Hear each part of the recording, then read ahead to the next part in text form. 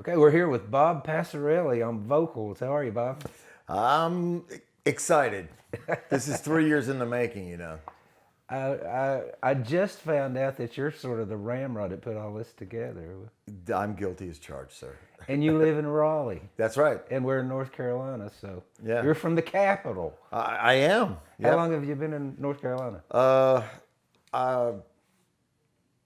1977, I moved here Wow. from New York, upstate New York. Yeah? Where upstate? Albany. I graduated the Culinary Institute of America. I like to call it the Coronary Institute of America because that's what we do to people. Buttercream, buttercream, buttercream, salt. Right. And we kill them slowly. I've spent a lot of time upstate New York. I like it. We were the nice CIA. It's pretty in the summer. Yeah, and that's why I left because I graduated in midwinter. Ooh, good time to leave. Yeah, that was What years were you in Germany, Bob? 68, 69, 70, and then my dad was posted to Tirrenia, Livorno, right outside of Pisa, Italy, and I spent another year and a half in Tuscany, which was pretty cool after high school. So Enjoyed that. you were with George and the Rockets? Yes, I was Poor in- Man's Children. I was Poor Man's Children, The Naked Truth, and George and the Rockets. Okay. I'm like so the is that common gun. chronological? Poor Man's Children Yeah. was first? Yeah. Okay. Cool. The Naked Truth, George and the Rockets, and technically then it was the Naked Truth again because we got on a USO tour through Italy. We played dates all through Italy for that summer after when the boys came back from college. Well, cool. Yeah, it was good. So how did you connect with this guy? Who started all this Started. stuff? This with George and the Rockets, Poor Man's Children. Who started this high school rock and roll band thing Well, in a military high school? it was Geisler, Mike Geisler, who's here, my brother Richard, and myself. We would sit around, and it was the Beatles were around, the Who, and all that, and everyone wanted to be in a band. Yeah. I mean that was what. I mean, I wasn't going to be playing linebacker on the football team. Gotcha. That wasn't going to happen. So in high school, I think everyone looks for an identity of some sort, who you are, where you are, what you want to be, and music just seemed to, because you get that instant gratification of Exactly. you finish the song and people go, and you go, they loved us, even if they didn't. And girls like it. Well, that's key. Yeah, that was key. That's the other 50%. Yeah, it was that had something to do with it. I'm not going to say it didn't. So I assume that you've kept contact with most of these guys No, not really. over the years. Then how did you find it? Actually, Facebook and Facebook friends, they knew, like, we have been looking for Chris Lemons for years. Because he would never say this, but I'm going to tell you, he was in ninth grade when he joined our band, and he was a phenom. He was so good. You have no idea how good he was. And people just marveled at his guitar playing when he was in ninth grade. And he joined up with us, and it was, I think he was glad that he did. Because it was the girl thing for him. So it was your idea to put this thing together for this reunion. This thing here. Oh yeah. Well, I said, hey, let's do this. I mean, it was an idea, but it was only this much of an idea. Have you done other reunions? Not just the band, but class reunions? Yeah, or the Naked school Truth. reunions? The Naked Truth has played at 2 other class reunions. Oh, okay. That's why we're really not. And where doing were those reunions? that? One of them was in San Antonio, Texas, and the other was in Portland, Oregon. Who decides where the reunions are, and how often does that happen? Every year they do a reunion. Every year there's fewer people showing up. I'm sure of that. Yeah. And it's kind of scary. And that was one of my thoughts here was we're, I just had my 70th birthday, and I'm going, how many more years are we going to be able to get this group of people together to do this? Because the bass player in George and the Rockets, he's been gone for 40 years, Yeah.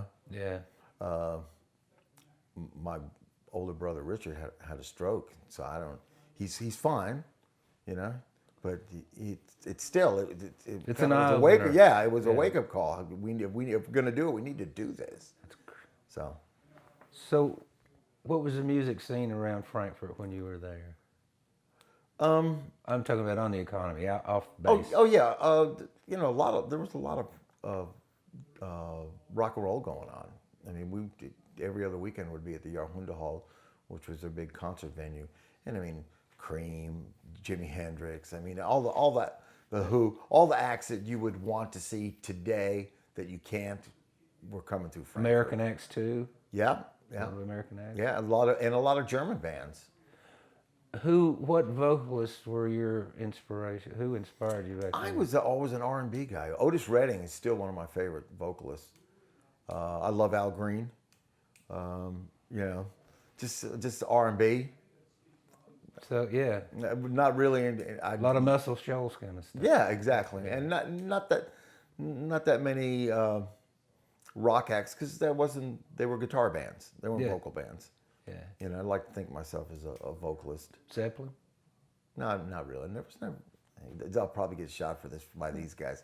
Never That's really all a big right. Never really a big Zeppelin fan. No, just first of all, my range is nowhere near his. Joe Cocker. Love Joe Cocker. Yeah. I can sing me some Joe But Cocker. that's R&B. Well, yeah, it is. You Of know? course it is. Yes. Yeah. Ray Charles was his hero. You know? Oh yeah, I'm sure. Yeah. Yeah, I love Ray Charles. Well, who? Yeah. I saw him 3 or 4 times over there. James Brown, huge James Brown fan. What's your favorite James Brown sound? Not song, sound. Good God, I guess. But he goes, good God. This is mine. Are you ready? No, it's close though. Yeah, that's a good There you one. go. That's a good one. I saw James Brown. He played Homecoming at East Tennessee State University. Oh, nice. 1964. Oh, jeez. Yeah. Had the whole review. Yeah. The fat lady, the flames, the you know, the comedians. Oh, yeah. Oh, it was great. He's And the then only guy that can do the moonwalk backwards on one foot. Yeah. How does he do that? I don't know. I don't know. So, what's your musical history since leaving the military? Well, you know, I kind of didn't do much for a few years, and then I hooked up with a band out of Raleigh called the Fabulous Knobs. They needed a sound man, and you know, being a vocalist, you know, I was really kind of into the vocals, and they were a very vocal-oriented band, and I made the vocals sound really good, and they became really popular. They were kind of regional, but I had a real job at the time, and they started going to play Charlotte overnight, and I just, you know, I had a real job. What was your job? I was the chef for every governor named Jim in North Carolina. If you're from North Carolina, I've cooked for actually every Jim. So there would be Jim Holzhauser. I didn't work for him, but I cooked for him. Jim Hunt, Jim Martin, Jim Hunt, Jim Hunt. So we had a long string of Jims. I was there a long time. Yeah. You know, so that was a real job. Are you retired now? Or I have retired, but actually, just when I thought I was out, they sucked me back in. Send me back in. And I got a phone call from some country club in Henderson, North Carolina, and they said, "Hey, we're going downhill. We need you." And I said, "I'm really not interested." And they come, "We really need you. You know, give us 6 months." I said, "Okay." And I gave them an hourly rate that I said, "They'll never go for this." And they said, "Yes." They well. took the hourly rate because if you give them a salary, you know what they do?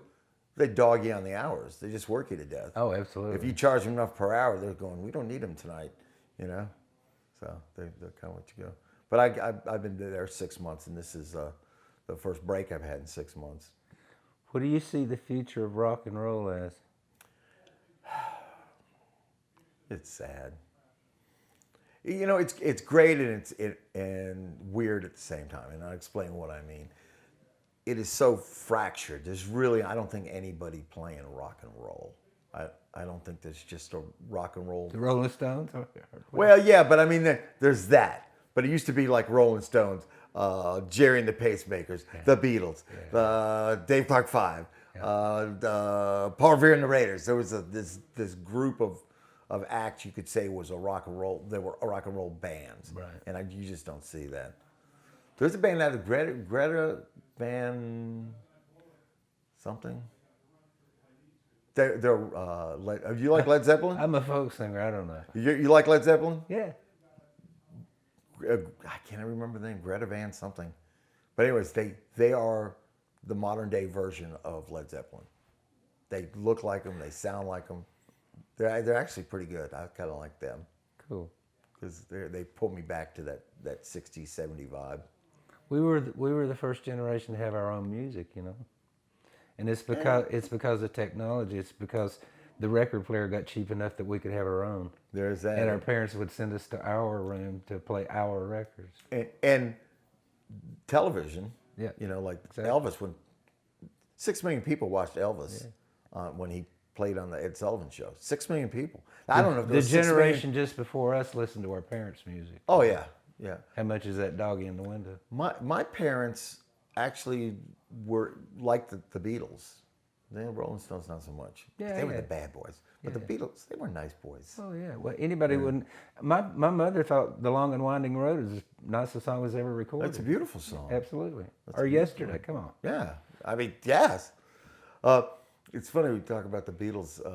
In '64, when they first came out, I was in the Boy Scouts, and had a folk guy who played folk guitar, and we went to one of our jamborees. I guess I was like 12 or 13. We went to one of the Boy Scout jamborees, and like 6 of us got on stage and did "You Got to Hide Your Love Away" acoustically. Hey. And yeah, exactly. And there were like probably 2,000 kids sitting there watching us play this. And when we finished, they went crazy. And we, the hey part, they all sang the hey part. with us. Sure. And they went crazy. And when we were leaving the stage, that was kind of like something clicked in my brain that I don't know, acceptance. I want to do What's that. the word that I'm looking for? Was it acceptance or I don't know what the word is, but just that feeling that hey, they love this. They love that you did this. Yeah. And I think that's why I worked on continuing to do that. So I did sound for the Fabulous Knobs for a few years. I had a real job.